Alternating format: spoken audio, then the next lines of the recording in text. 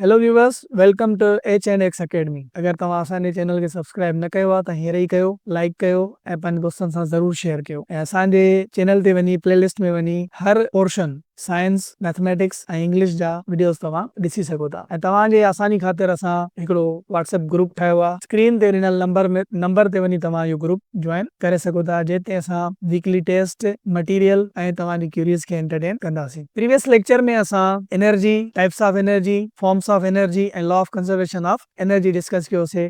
ऐं अॼु जे हिन लेक्चर में असां साउंड वेव्स डिस्कस कंदासीं। त अचो इहो सम्झूं त साउंड छा थींदो आहे।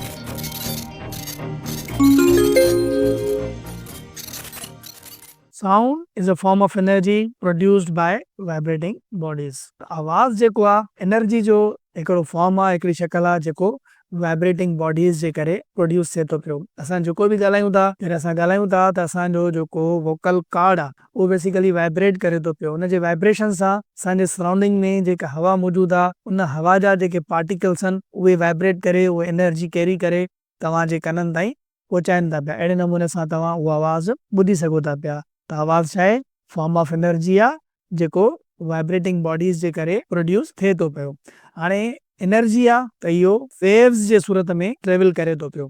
त साउंड जेके वेव्स आहिनि उहे बेसिकली मैकेनिकल लॉन्गिट्यूडनल वेव्स आहिनि। इहो बि सम्झंदासीं त मैकेनिकल वेव्स छा हूंदियूं आहिनि ऐं लॉन्गिट्यूडनल वेव्स छा हूंदियूं आहिनि। त आवाज़ जूं लहरूं इहे मैकेनिकल लॉन्गिट्यूडनल वेव्स आहिनि जेके बग़ैर मीडियम जे ट्रेवल नथियूं करे सघनि। माना उन्हनि खे को न को मीडियम रिक्वायर आहे त उहो ट्रेवल करे सघनि। उनजो मिसाल ईअं आहे त स्पेस में तव्हां आवाज़ ॿुधी न सघंदव, छो त स्पेस हिकिड़ी खला आहे, उते काई बि शइ मौजूदु कोन्हे, मतिलबु कोई बि मीडियम कोन्हे जंहिंमां आवाज़ ट्रेवल करे सघे। टाइप्स ऑफ वेव्स खां पहिरियां असां वेव सम्झूं त वेव छा आहे। वेव हिकिड़ो ट्रांसपोर्ट मेथड आहे जंहिंमें एनर्जी ट्रांसफर थी थिए हिकु जॻह खां ॿिए जॻह ताईं without transfer of matter, made J transfer खां बग़ैर।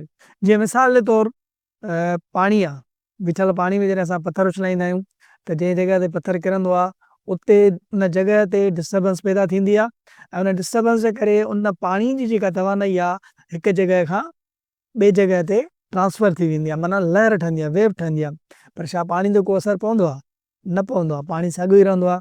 त वेव छा आहे? हिकिड़ो ट्रांसपोर्ट मेथड आहे जंहिंमें एनर्जी ट्रांसफर थिए थी हिकु जॻह खां ॿिए जॻह ताईं without transfer of matter, made J transfer खां बग़ैर। ऐं वेव्स जा ॿ टाइप्स आहिनि, हिकिड़ा मैकेनिकल वेव्स, ॿिया इलेक्ट्रोमैग्नेटिक वेव्स। मैकेनिकल वेव्स उहे वेव्स आहिनि जिन खे ट्रेवल करण जे लाइ कोई न कोई मीडियम रिक्वायर हूंदो आहे। बग़ैर मीडियम जे उहे ट्रेवल नथियूं करे सघनि। जीअं साउंड वेव्स आहिनि, वाटर वेव्स आहिनि, पाणी जूं लहरूं छा पाणी खां बग़ैर ट्रेवल कंदियूं? न करे सघंदियूं। त अहिड़ियूं वेव्स जिन खे ट्रेवल करण जे लाइ कोई न कोई मीडियम रिक्वायर हुजे उनखे असां मैकेनिकल वेव्स चवंदा आहियूं। ऐं मैकेनिकल जेके वेव्स आहिनि मोस्टली वाइब्रेशंस जे करे पैदा थींदियूं आहिनि। ऐं ॿियूं असांजियूं आहिनि इलेक्ट्रोमैग्नेटिक वेव्स। इलेक्ट्रोमैग्नेटिक वेव्स उहे वेव्स आहिनि जिन खे ट्रेवल करण जे लाइ कोई बि मीडियम रिक्वायर न हुजे। इवन स्पेस या वैक्यूम मां बि उहे ट्रेवल करे सघनि थियूं। जिन जा खोड़ सारा मिसाल आहिनि, जीअं रेडियो वेव्स आहिनि, लाइट वेव्स आहिनि, सिज जी रोशनी आहे उहे बि इलेक्ट्रोमैग्नेटिक वेव्स आहिनि। त सिज ऐं ज़मीन जे विच में स्पेस आहे, उन स्पेस में कुझु बि न आहे, कोई बि मीडियम न आहे, उन जे बावजूद बि सिज जी जेका रोशनी आहे उहा ज़मीन ताईं पहुचे थी, छो त उहे इलेक्ट्रोमैग्नेटिक वेव्स आहिनि। उन्हनि खे ट्रेवल करण जे लाइ कोई बि मीडियम रिक्वायर न हूंदो आहे। जॾहिं एनर्जी ट्रांसफर थिए थी पई त वेव मोशन में आहे। इन वेव मोशन जे बुनियाद ते असां वेव्स खे ॿिनि टाइप्स में विरिहायो आहे। हिकिड़ियूं आहिनि असांजियूं लॉन्गिट्यूडनल वेव्स ऐं ॿियूं आहिनि असांजियूं ट्रांसवर्स वेव्स। लॉन्गिट्यूडनल वेव्स उहे वेव्स आहिनि जेके पंहिंजे वेव मोशन सां पैरेलल प्रोपेगेट कनि या ट्रेवल कनि। जीअं मिसाल जे तौरु स्प्रिंग आहे, असां हिन खे वाइब्रेट करायूं था त तव्हां ॾिसो इहो बिल्कुलु पैरेलल, जंहिं तरफ़ मोशन आहे उन तरफ़ ई हिन जो प्रोपेगेशन जो डायरेक्शन आहे। त माना इहे बिल्कुलु पैरेलल ई ट्रेवल थियूं कनि। त अहिड़ियूं वेव्स जेके पंहिंजे वेव मोशन सां पैरेलल ट्रेवल कनि, अहिड़ियुनि वेव्स खे असां लॉन्गिट्यूडनल वेव्स चवंदा आहियूं। त जेके असांजूं साउंड वेव्स आहिनि उहे बि असांजूं लॉन्गिट्यूडनल वेव्स आहिनि। ऐं लॉन्गिट्यूडनल वेव्स जा वरी ॿ पार्ट्स थींदा आहिनि। हिकिड़ो उहो हिसो जिते एयर जो प्रेशर तमामु घणो हूंदो आहे, उहे हिक ॿिए सां मिलियल हूंदियूं आहिनि, जंहिंखे असां कंप्रेशन चवंदा आहियूं। ऐं हिकिड़ो उहो हिसो जिते एयर जो प्रेशर घटि हुजे ऐं उते उतां जा पार्टिकल्स हिक ॿिए खां परे परे हुजनि, उन हिसे खे असां रेयरफेक्शन चवंदा आहियूं। त कंप्रेशन ऐं रेयरफेक्शन इहे ॿ ई पार्ट्स आहिनि असांजा लॉन्गिट्यूडनल वेव्स जा। अहिड़े तरीक़े सां ॿी वेव जेका पंहिंजे वेव मोशन सां परपेंडिकुलर उभी प्रोपेगेट करे या ट्रेवल करे, अहिड़े क़िस्म जी वेव खे असां वरी ट्रांसवर्स वेव चवंदा आहियूं। ऐं ट्रांसवर्स वेव जा बि ॿ पार्ट हूंदा आहिनि, हिकिड़ो मैक्सिमम अपर पार्ट पॉजिटिव पासे खां ऐं ॿियो maximum lower part negative side खां। जेको अपर पार्ट आहे उनखे असां क्रेस्ट चवंदा आहियूं ऐं जेको लोअर पार्ट आहे उनखे असां ट्रफ चवंदा आहियूं। वेव लॉन्गिट्यूडनल हुजे या ट्रांसवर्स हुजे, उन्हनि खे सम्झण जे लाइ असांखे उन वेव जा पार्ट्स सम्झणा पवंदा आहिनि। उन्हनि में हिकिड़ो पार्ट आहे एम्पलीट्यूड। एम्पलीट्यूड आहे त काई बि वेव पंहिंजे ज़ीरो पोज़ीशन खां मैक्सिमम जेका डिस्प्लेसमेंट तय कई आहे उनखे असां एम्पलीट्यूड चवंदा आहियूं। मिसाल, ही हिन जी ज़ीरो पोज़ीशन आहे, हितां खां वेंदे हेसि ताईं ही हिन जी मैक्सिमम डिस्प्लेसमेंट आहे, त ही हिन जो छा आहे एम्पलीट्यूड आहे। अहिड़े नमूने सां ही एरो ॾेई सम्झायल आहे त ही हिन जो छा आहे एम्पलीट्यूड आहे। त इहा डिस्प्लेसमेंट आहे, डिस्टेंस आहे, त हिनखे असां मीटर्स में मापींदा आहियूं। ॿियो पार्ट आहे वेव जो वेव लेंथ। हाणे ॿिनि क़िस्मनि जूं वेव्स हुयूं, हिकिड़ियूं हुयूं असांजूं लॉन्गिट्यूडनल ऐं ॿियूं असांजूं ट्रांसवर्स। त लॉन्गिट्यूडनल वेव्स में ॿिनि कंप्रेशंस जे विच में जेको मुफ़ासिलो आहे या ॿिनि रेयरफेक्शंस जे विच में जेको मुफ़ासिलो आहे उन मुफ़ासिले खे असां वेव लेंथ चवंदा आहियूं। ऐं ट्रांसवर्स वेव्स में ॿिनि क्रेस्ट या ॿिनि ट्रफ्स जे विच में जेको मुफ़ासिलो आहे उनखे असां वेव लेंथ चवंदा आहियूं। ऐं वेव लेंथ खे असां ग्रीक लेटर लैम्डा सां शो कंदा आहियूं। जीअं त इहो ॿिनि क्रेस्ट जे विच में मुफ़ासिलो आहे या ॿिनि ट्रफ्स जे विच में मुफ़ासिलो आहे या लॉन्गिट्यूडनल वेव्स में ॿिनि कंप्रेशंस जे विच में मुफ़ासिलो आहे या रेयरफेक्शंस जे विच में मुफ़ासिलो आहे, डिस्टेंस आहे, त इन करे असां हिनखे मीटर्स में मापींदा आहियूं। त वेव लेंथ छा आहे, ॿिनि क्रेस्ट जे विच में जेको डिस्टेंस आहे या ॿिनि ट्रफ्स जे विच में जेको डिस्टेंस आहे उन डिस्टेंस खे असां वेव लेंथ था चऊं। ॿियो जेको पार्ट आहे वेव जो आहे उहो आहे फ्रीक्वेंसी। त फ्रीक्वेंसी छा आहे, नंबर ऑफ साइकिल्स पर सेकेंड। त कंहिं बि वेव हिकिड़े सेकेंड जे अंदरि केतिरा साइकिल्स मुकमल कया आहिनि। मिसाल जे तौरु हिते ही तस्वीर आहे, हितां खां वेंदे हेसि ताईं इहा हिन जी हिकिड़ी साइकिल आहे, हितां खां वेठे हिन ताईं इहा हिन जी ॿी साइकिल आहे, हितां खां वेंदे हिन ताईं इहा हिन जी टी साइकिल आहे। अगरि हिन वेव हिकु सेकेंड में इहे 3 साइकिल्स मुकमल कया आहिनि त असां चऊं था हिन जी फ्रीक्वेंसी 3 आहे।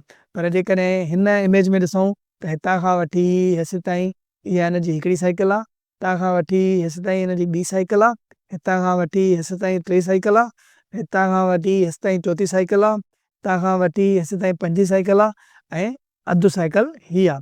त माना 5.5 हिकु सेकेंड जे अंदरि हिन 5.5 साइकिल्स मुकमल कयूं आहिनि।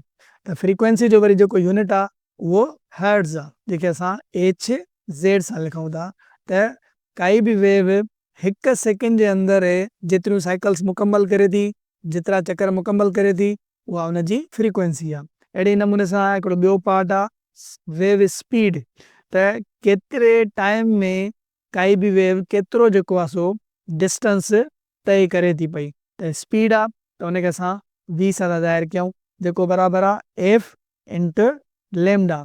f हिते छा आहे फ्रीक्वेंसी आहे ऐं लैम्डा असांजी वेव लेंथ आहे। इन फार्मूले जे मदद सां असां वेव जी स्पीड बि मालूम करे सघूं था। आवाज़ जी जेका रफ़्तार आहे, स्पीड ऑफ साउंड, उहा डिफरेंट मीडियम्स में डिफरेंट आहे। जीअं सॉलिड आहे त सॉलिड वारे मीडियम में आवाज़ जी रफ़्तार मुख़्तलिफ़ आहे, लिक्विड वारे में चेंज आहे ऐं गैस वारे में अञा बि चेंज आहे। हीअ टेबल जेका आहे इहा टेबल असांखे ॿुधाए थी त कीअं जेको आहे सो मुख़्तलिफ़ मीडियम में स्पीड ऑफ साउंड मुख़्तलिफ़ आहे। एयर आहे मीन्स गैस आहे, हवा आहे, उन में स्पीड ऑफ साउंड 332 मीटर पर सेकेंड आहे। पाणी आहे उन में 1433 मीटर पर सेकेंड आहे। स्टील आहे, सॉलिड आहे, त उन में स्पीड ऑफ साउंड 6100 मीटर पर सेकेंड आहे। अहिड़े नमूने सां एल्यूमिनियम सॉलिड आहे, उन में स्पीड ऑफ साउंड 6420 मीटर पर सेकेंड आहे।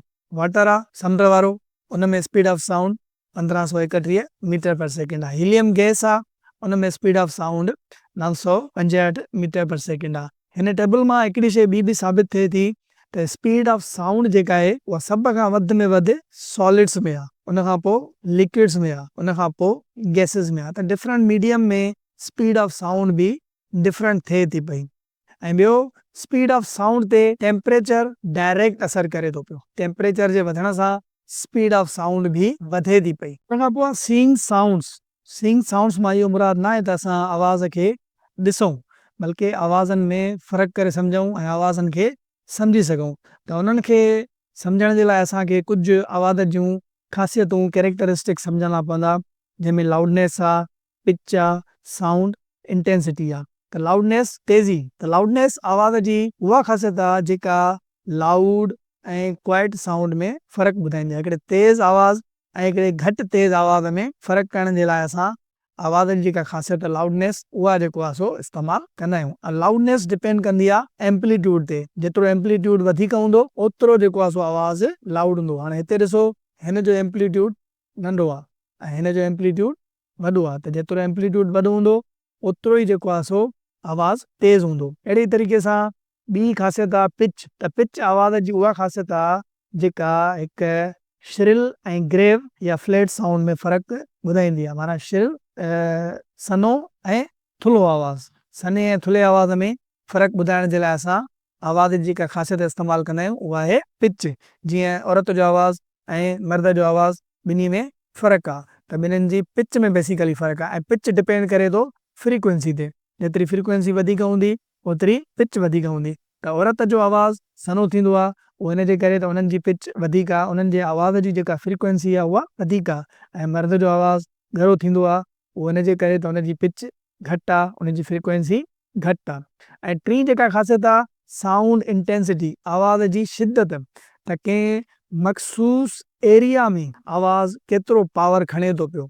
हिकिड़ो नंढिड़ो कमिरो आहे, उन में बि तव्हां हिकिड़ो वॾो स्पीकर हलायो, ऐं हिकिड़ो तमामु वॾो कमिरो आहे उन में बि तव्हां स्पीकर हलायो, त नंढे कमिरे वारी एरिया घटि आहे, उन में आवाज़ वधीक पावर कैरी कंदो, वधीक तेज़ वॼंदो एज़ कम्पेयर टू उन वॾे कमिरे जे। साउंड इंटेंसिटी छा आहे?